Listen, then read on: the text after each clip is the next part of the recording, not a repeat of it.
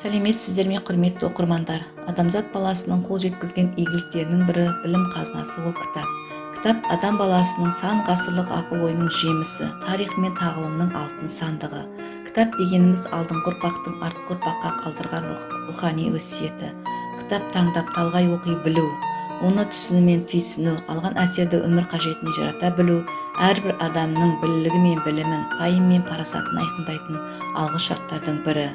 Кітап бүгінгі күн тұрғысынан алғанда маңызын жоймаған дүние.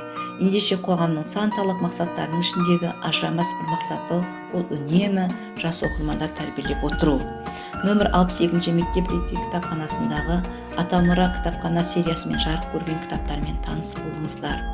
Сағи Жиенбаев, Алтын қалам, өлеңдер мен поэмалары. Алматы қаласы, Атамұра баспасынан шыққан.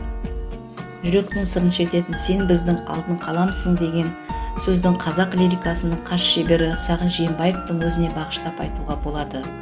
Оның адалдық пен пәктіктен, ізгілік пен сұлулықтан жаралған рухани мұрасы көркемдік құндылықтарға деген бүгінгі де ертеңгі де сұраныстарымызға риясыз қызмет ете берері кәміл. Ақынның бұл жинағы таңдамалы өлеңдер мен поэмаларынан тұрады.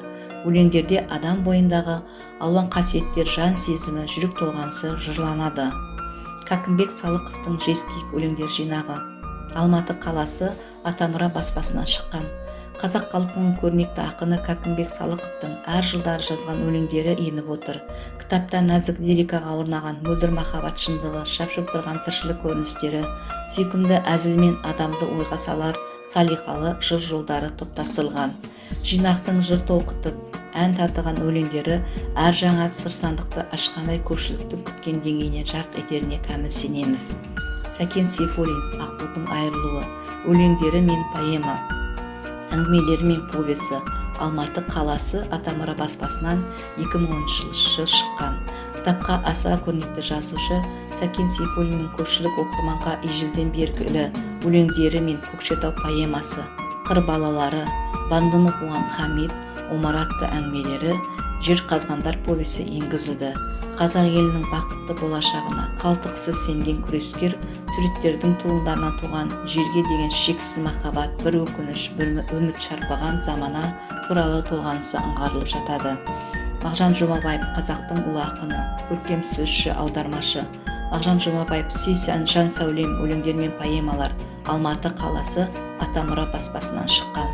Жалғыз қазақ емес, күлі туған жерінен шыққан түркі текті халықтарының мақтанышына айналған, мәңгілік сөнбес шолпан жұлдыздай жарқырап шыққан ақын жырлары уақыт өткен сайын қырынан танылып, жаңадан жас оқырмандар тауып отырары сөзсіз. Қалың жұрт ұзақ жылдар көз жазып қалған қазақтың ұлы ақынының бұл кітабына әр жылдар жазылған өлеңдері мен поэмалар топтастырылған. Мұқағали Мақатаев, ақын, драматург, аудармашы. Мұқағали Мақатаев аманат жинағы. Алматы қаласы, Атамұра баспасынан шыққан. Қазақ поэзиясында сирек кездесетін сөз зергерінің бірі Мұқағали Мақатаевтың бұл жинағына 2000 жылы Абай атындағы Қазақстан мемлекеттік сыйлығы берілген еді. Қалың оқырман сұранысына орай Ақиық ақынның өлең кітабына лирикалық өлеңдері мен поэмалар жинақталған.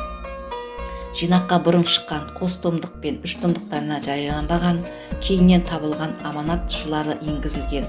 Ақын жырлары көңілі қаяу, санасы ояу бүгінгі оқырмандарды тағы да бір серпілтіп тастары сөзсіз.